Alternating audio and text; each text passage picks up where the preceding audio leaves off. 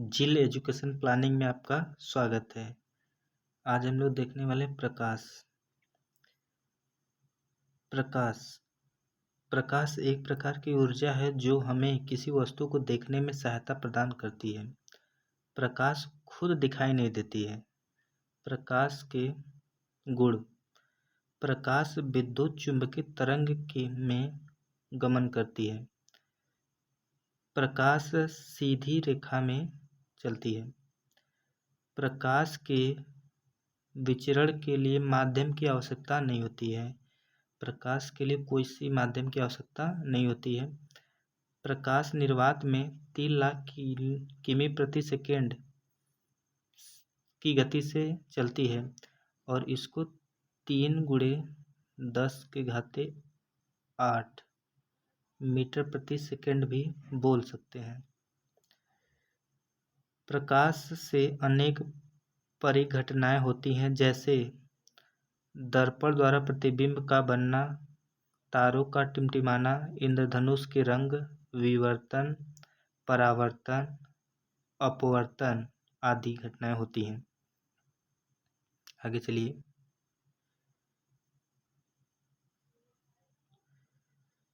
प्रकाश के परावर्तन।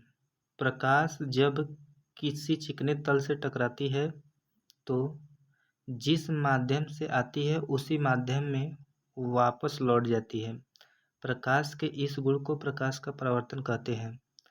प्रकाश जब किसी चिकने तल से टकराती है, चिकना तल ये हो गया, जिस डायरेक्शन से आती है उसी डायरेक्शन में वापस लौट जाती है।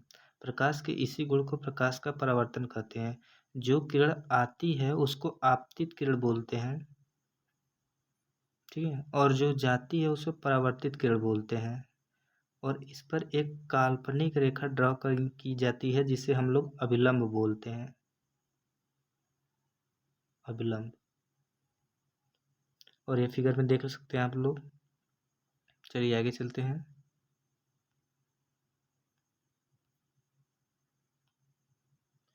प्रकाश के परावर्तन के नियम। प्रकाश के परावर्तन के 2 नियम हैं। आपतित किरण, परावर्तित किरण तथा आपतन बिंदु पर डाला गया विलंब तीनों एक ही तल पर स्थित होता है। पहला नियम है, यह कोई चिकना तल है, ये आपतित किरण होती है और ये परावर्तित किरण, और आपतन बिंदु पर डाला गया विलंब, यह जो पॉइंट इसको आपतन बिंदु बोला जाता है। आपतन बिंदु पर डाला गया विलंब तीनों एक ही तल पर स्थित होता है। यह पहला नियम कहता है। दूसरा नियम, आपतन कोण का मान परावर्तन कोण के बराबर होता है। आपतित किरण और अभिलंब के बीच में जो कोण बनता है इसको बोलते हैं आपतन कोण, और परावर्तित किरण और अभिलंब के बीच में जो कोण बनता है उसे बोलते हैं परावर्तन कोण। इसे आई से प्रदर्शित करते हैं, इसको आर से, यानी आई बराबर कोण आर होता है। ठीक है, चलिए आगे देखते हैं। दर्पण। दर्पण किसे कहते हैं? कांच की प्लेट के एक पृष्ठ पर चमकदार पदार्थ चांदी या जस्ते का लेप कर देने से बनी युक्ति दर्पण कहलाती है। दर्पण 2 प्रकार के होते हैं। पहला होता है समतल दर्पण, दूसरा होता है गोलीय दर्पण। पहले समतल दर्पण को देख लिया जाए। किसी समतल कांच की प्लेट को एक सिरे पर चांदी या जस्ते की पालिश कर दें तो निर्मित युक्ति समतल दर्पण कहलाती है। समतल दर्पण की फोकस दूरी अनंत होती है। समतल दर्पण की वक्रता त्रिज्या बोले या फोकस बोले दोनों अनंत होती है। चलिए आगे देखते हैं। समतल दर्पण द्वारा प्रतिबिंब किस टाइप की प्राप्त होती है उसे देखते हैं। समतल दर्पण द्वारा आभासी प्रतिबिंब बनता है।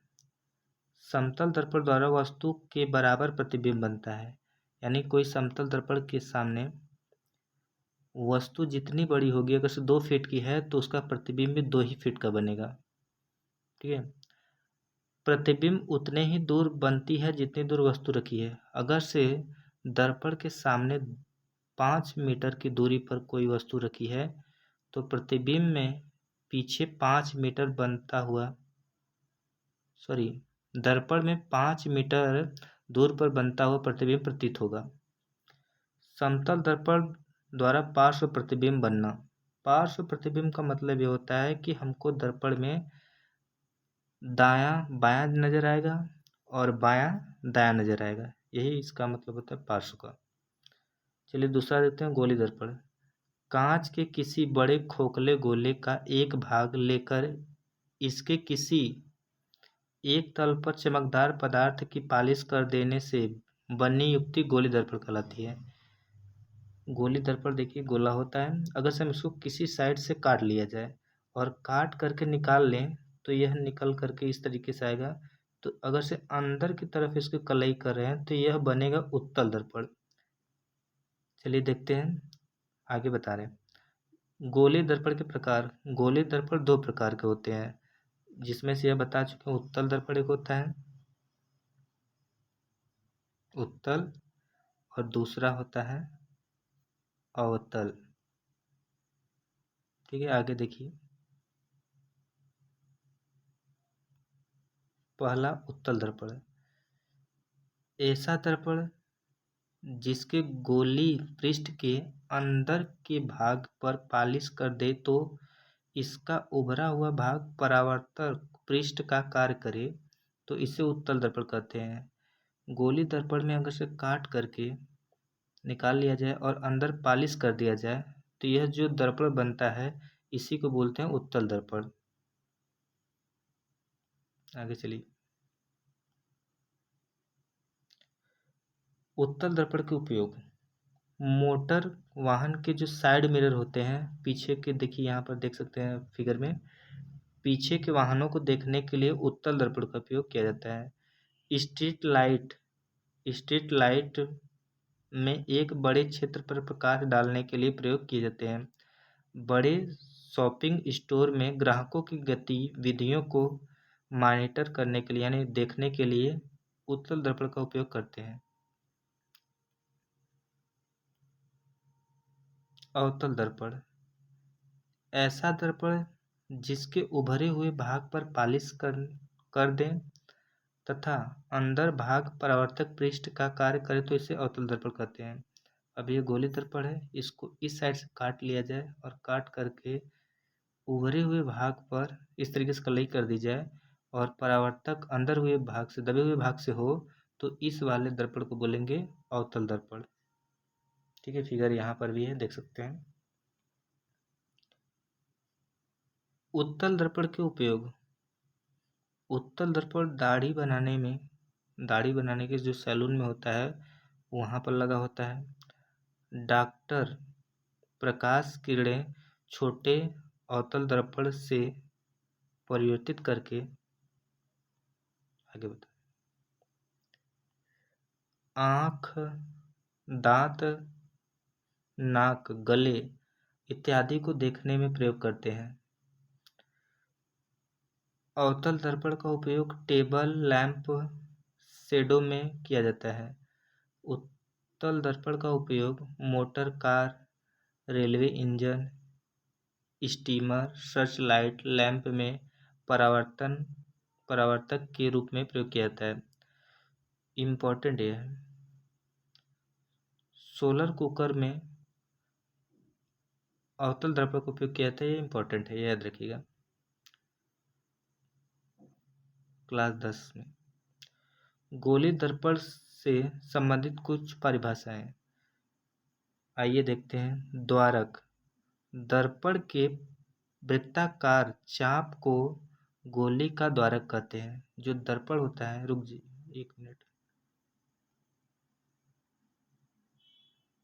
थोड़ा शुरुआती दिन है, कंप्रोमाइज कर सकते हैं आप लोग।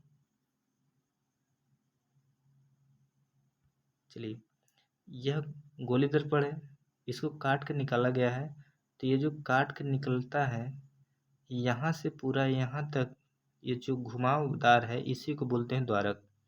और ध्रुव क्या होती है, आगे देखते हैं। ध्रुव, दर्पण के पृष्ठ का मध्य बिंदु ध्रुव कहलाता है। ध्रुव, दर्पण का एकदम मध्य पॉइंट ध्रुव कहलाता है और ध्रुव पर किरणें सीधे निकल जाती हैं। आगे चलिए, अगला है वक्रता केंद्र। दर्पण जिस खोखले गोले का भाग है उसके केंद्र दर्पण का वक्रता केंद्र कहलाता है।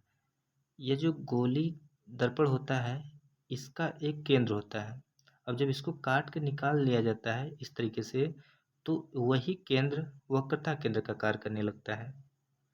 और ये जो त्रिज्या होती है यहाँ से वक्रता केंद्र और पोल के बीच की दूरी जो होती है उसी को बोलते हैं वक्रता त्रिज्या। दर्पण के वक्रता केंद्र और ध्रुव के बीच की दूरी को वक्रता त्रिज्या कहते हैं। मुख्य अक्ष क्या होती है इसको देख लीजिए।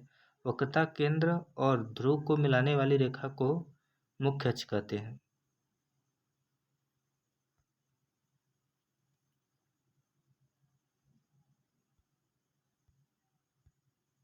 चलिए, मुख्य फोकस। मुख्य अक्ष के समांतर आपतित किरणें दर्पण से परावर्तन के बाद मुख्य अक्ष के जिस बिंदु पर मिलती है या मिलती हुई प्रतीत होती हैं उसे गोली दर्पण का मुख्य फोकस कहते हैं। यह मान लीजिए अवतल दर्पण है।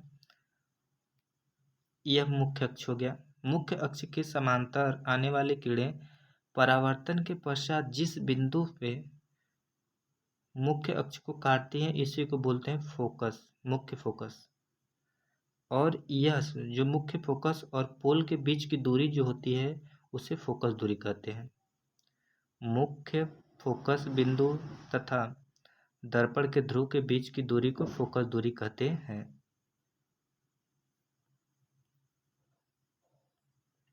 वीडियो अच्छा लगा हो तो प्लीज़ चैनल को सब्सक्राइब करें। अभी हम लोग का न्यू चैनल है इसलिए आपके सपोर्ट की ज़रूरत है। चलिए, थैंक यू, धन्यवाद। मिलते हैं अगले वीडियो में।